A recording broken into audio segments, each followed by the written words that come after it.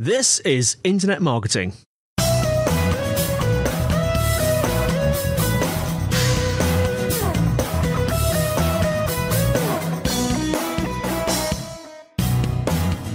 Brought to you by SiteVisibility at SiteVisibility.com. This is Internet Marketing. Now, before we start today, we'd like to encourage anyone looking for help with their digital marketing to get in touch with SiteVisibility. Whether you have a burning digital marketing question or you're looking for an agency to work with, they'd love to hear from you. Give them a call on +44 1273 733 433, or you can fill out the form at sitevisibility.co.uk/contact. Alternatively, you can talk to either Scott or Sean via the live chat function on the website. They'd be happy to help. Now, today, I'm joined by Raman Sehgal, founder at Ramarketing. How are you doing, Raman? Yeah, good afternoon, Andy. I'm fine. How are you? Very well. I'm very, very well. I like the sound, or I like the word. I like the name. That's the word I was looking for. I like the name of your company, Ramarketing. Where did that come from? So it's influenced by my name, obviously, the first kind of four letters of my name, but it actually came about on a night out about a decade ago where I kind of said to some friends that I'm going to start my own company, and had a few beers and that name came up. We were like, we should call it Ramarketing. That's hilarious. It's a kind of mix between your name and marketing. And it is. Kind of thought it was hilarious. And then, the worst name ever. And then, the next day kind of got a bit of a sore head and thought, yeah, why don't we just stick with that name and then we can move on to something else. And, a decade later or so, it's still our name, and it's thankfully got a good reputation. So weird thing how things turn out sometimes.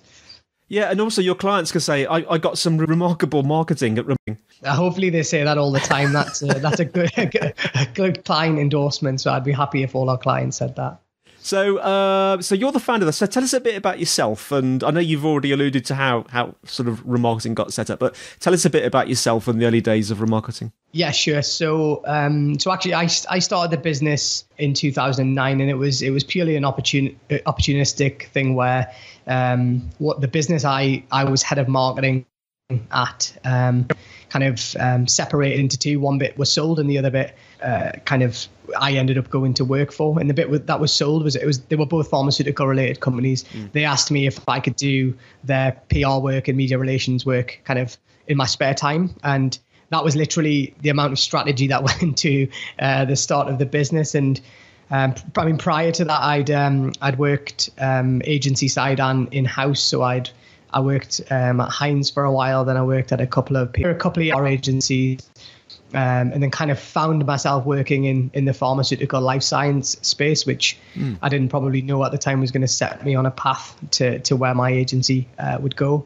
So after a couple of years of working kind of almost part-time, setting my business up, my client base started to grow more and more. I started using freelancers for particular jobs. And then in 2011, my employer kindly just said to me, you need to go and do this agency thing because you seem to be pretty good at it. And we will effectively become your client. So my salary became a consultancy. And so I was very fortunate that those opportunities came about, and that kind of gave us quite a bit of business within the first couple of years. That then was the foundation for the growth of the business. So you're quite specialised, aren't you? You're in the pharmaceutical industry. Do you think it's important? I mean, how important do you think it is for an agency to develop a niche in that way? So yeah, it's a great. Actually, we've experienced kind of both sides of that coin. So when we started life, we were very specialized in life science and healthcare. And then as the business grew and we added more and more expertise, we were able to attract different types of business. So, at one point, maybe in the year 5 or 6, we were working with housing companies, construction companies, retail businesses, all types of industries. But the one common theme that kind of kept in the business was this expertise in kind of life science and in the pharmaceutical sector. Yeah. And in particular, it's actually the B2B supply chain of the sector. So we don't tend to work at the patient side of the market, where you're producing content for patients. It tends to be the business to business side, which is earlier on, kind of in the development of new drug products. And certainly for us, we I think 6 or 7, we kind of took a view. We analyzed our business. We looked at where the most successful accounts of our business were, where we were having the least problems, where we were making the most money, where we were enjoying ourselves. And actually, it turned out that it was these types of clients. So we took the view to really focus on that particular niche and become known as being an absolute specialist in kind of global pharmaceutical and biotech sector. We still have actually 20% we have a kind of a 80-20 rule. So 80% of our business is in that arena, and then we have 20% of our business which is kept for other stuff. So this is stuff that is either really fun or is a cultural fit or is just excites the staff, and it also allows us to develop new skills. So we work with 20% consumer clients, and actually it gives us a good kind of alternative view of PR and marketing and all the various integrated services that we offer, which then obviously benefits the kind of core area of our business as well. Yeah. Now, over the years, a lot of people sort of feel that PR and SEO have sort of come together a bit, don't they? Have converged a bit. What's your experience of that? Yeah, so I mean, we've definitely felt that. I mean, interestingly enough, I mean, one of the first services that we ever offered were PR and SEO, which a decade ago was kind of a bit unheard of, and the reason that was purely because I was trained as a PR professional, and learn to optimize a website and do some link building and back in the day. And obviously as the industry has developed over the last few years, and inbound strategy, content marketing, blogging, it's become such a core part of the way that we deliver things for clients, but it's also brought everything together. And certainly what we found is, we were coming across agencies that were doing kind of community outreach and blogger outreach. And we were scratching our heads looking at agencies like this, because as PR professionals, that's what we'd been doing for years, but we'd been doing it with traditional media. We were able to identify a target outlet and sell something compelling into the kind of the media owner, if you like. So actually, once we kind of started doing that, albeit in the digital space, it turned out that we were really good at it. And so we kind of, it's really, really interesting for our type of business that we've been able to kind of really bring, the content creation side of things and, the inbound link building strategy very much in line with our PR accounts. So it's made the PR side of things much more interesting than say, in the old days where we used to, identify a magazine or a particular newspaper and go after them. Now back to your specialization, because it must be quite difficult at times. Do you ever have to sort of, people approach you for help? Do you ever have to say no or not chase certain types of business? Yeah, and yesterday this exact kind of instance happened. So a former client of ours who she operates in the leisure sector, and we used to do quite a lot in kind of bars and clubs and restaurants and stuff like that, and approached us and said, could you help us with the marketing aspect of it's a Canadian company, but they've got quite a few bars and stuff in the UK. And I went back quite quickly and just said, look, this is not on strategy for our business, but recommended 2 alternative agencies that I think would be a good fit for her needs. And I think that kind of bravery and courage of actually just saying no to business is actually really important to agencies. We've also been on the other side of that fence where we said yes to everything and it caused us so many problems. Yes. Yeah. But it's the kind of the benefit of hindsight, right? So we get that now because we've been through the pain of saying yes to everything and chasing our tails and chasing the cash. And whereas now we're a bit more, we know what we're a bit of really exceptionally good at, and that's what we stick to. And we know what we're okay at, that we'll do an okay job, but that's not good enough for us. If we can't do what we phrase, if we can't do a world-class job for the client, then we won't bother. Because more often than not, it ends in tears because the client's unhappy and you don't keep them as a business, and then you've got to fill that client or get rid of someone or whatever, and it's a bit of a kind of a spiral if you go down that road. Now, again, as a sort of an agency that specialises in PR, we all know it's important to keep on top of things. What's your experience of sort of, keeping at the forefront of PR and pharmaceuticals in particular? And what are your strategies for helping people to sort of learn and be the best people that they can? Yeah, it's a great question, actually. And I think, I'm a big believer in kind of continuous learning and progression. I've seen it in my own career. that making that time to read, listen to podcasts. I mean, I listen to your podcast when I'm running very often, and I'll stop and make notes, and it makes sure that I'm kind of perfecting my craft. And as a business and as an agency, we've tried to encourage that, across our business. So, for example, everyone gets a day off every month, and we call it a create day. And in that day, they can go and learn a new skill or go and expose themselves to some kind of new industry trend, or something relating to the sector that we're in. So, that works really, really well. And we do quite a lot as well in terms of, our digital team will do training sessions for the PR team.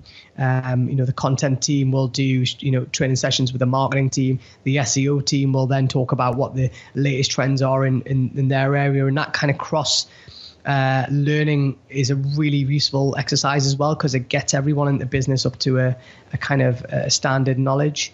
And then you mentioned about the life science side of things. I mean, we actually do what we call a pharma training kind of course, if you like. So every time a new set of staff starts, so we've had, I think, a few starters in the last few months. So they then go through a kind of an overview of the drug development market and clinical trials and the language that we use for clients. And it's really important because, for us, we want people to be progressive and we want people to learn and grow within the business. And I'm a big believer that so when I'm interviewing people, actually, it might be quite useful for some of your listeners. I really kind of drill down into looking for, how is this person kind of keeping up with trends? What are they reading? What are they listening to? And I think that tells you, when someone says to you, oh, well, I haven't done anything since my degree 10 years ago, that inherently tells you something about how much that person really loves their craft.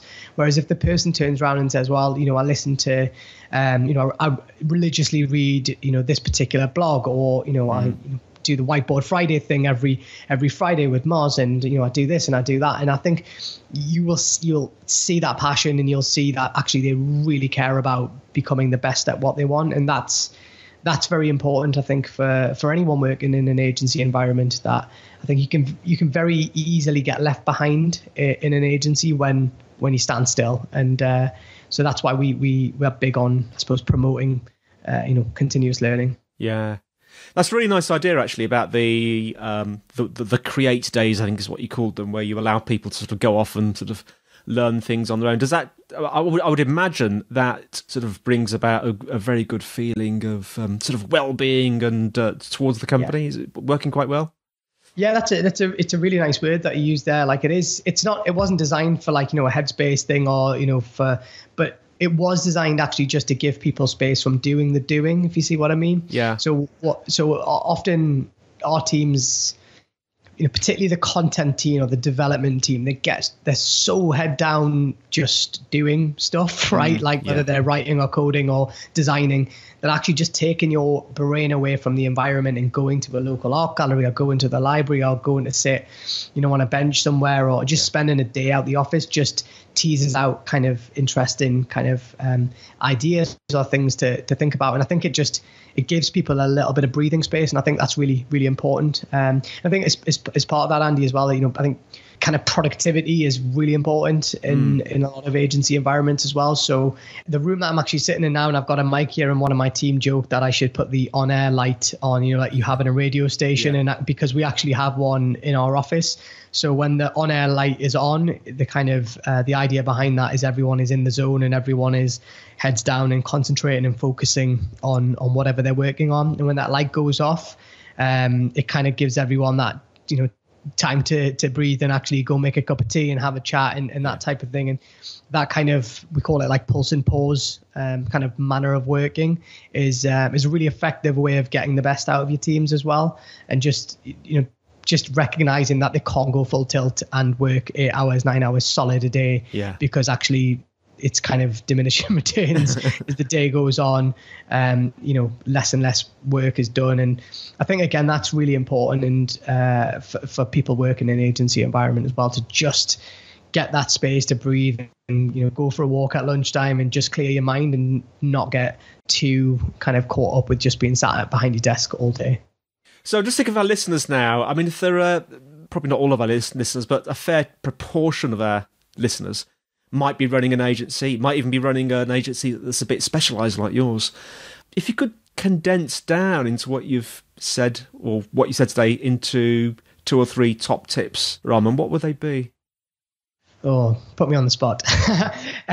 So I think what we talked about at the start, I think this idea of kind of not chasing the wrong type of client in the wrong type of business, I think is really important. It doesn't matter. I don't think it matters what level of an agency business or any business that you're in. I think people get very excited by opportunities, and particularly people who are entrepreneurial, kind of spirited. Then you've got to work out what's the best fit and what the right type of client is for your business and your agency. And when you do work that out, whether it's a persona or a profile or whatever it is that you use, you'll spot them a mile off. So when they come and ask you particular questions, or they're looking for a particular service, you know that you can answer that question, you can solve that problem. You're much more confident about it. So that reflects in the way that you present and the way you price and sell it in, because you know you can deliver on that. Yeah. And the other thing, I suppose, just your question about learning and progression. I think for a lot of people, I see particularly in the younger staff in my business, is being a lot more intentional with your time in business and life. And I see so many in my team sitting there on their phones all day, and at lunchtime they'll sit there on their phone, or they'll be out and about with their heads down on their phone. And I think, again, just making time to just take in some fresh air and actually learn something and get off Facebook. And I think that is so important. And I think, for this kind of next generation that I'm seeing coming into the workforce, I can really see a difference between the ones in the agency that are engaged in their learning and the ones that aren't. Yeah. And I think that's going to be a key factor, particularly in the agency environment going forward, because obviously social is so kind of ingrained in what we do. Everyone's expected to be on LinkedIn, on Twitter, on Facebook, on Instagram, etc. But actually knowing when to switch off and when to engage and actually do something with it, and when it's time to learn or just and do nothing, it's something I battle with every day. And when you've got children as well, yes, it gets even more difficult. Yes. But I find it's funny, because my wife and I will always have a go at each other when either of us is on our phone and our children are trying to get our attention. And only when you have that out of body of experience and you see the other person doing it, you can see, what are you doing? Your kid's trying to get your attention. So I think that kind of just awareness of what you're doing with your time and attention is so important. Yeah. Food for thought. So thank you so much for joining us today. Can our listeners find out more about you and Ramarketing? Yeah, well, no, but thank you so much for having me on. I am genuinely a big fan of the podcast, and I've learned so much from the guests that have been on your show, and I'm very grateful for that. So in terms of me, ramarketingpr.com, so that's kind of ramarketingpr.com.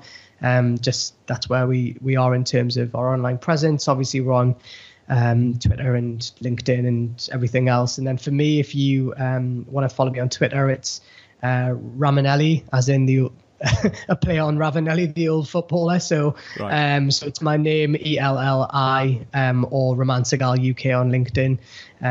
Connect, get in touch. Always keen to grow my network, meet new people, and help and share my knowledge where possible, just to help others. Just to make things easier for our listeners, I'm just going to spell out, I think it's your Twitter handle, isn't it? You just said. So it's RAMANELLI. Yeah. And then if they're looking for you generally, the spelling of your surname is SEHGAL, isn't it? Yeah, that's right. Perfect, yes. Okay. Well, thank you very much, Raman, and thanks for everyone for listening. The show notes are on the usual place, sitevisibility.co.uk/IMpodcast. Please leave us a review if you're enjoying the show. If you want to contact us with questions or suggestions, the email is podcast@sitevisibility.co.uk. You can tweet at SiteVisibility. We also have a Site Visibility group on LinkedIn. And I think that's it. So that's all from me, Andy, and it's all from Raman. Thanks, Andy. All the best. And we'll see you next time on Internet Marketing.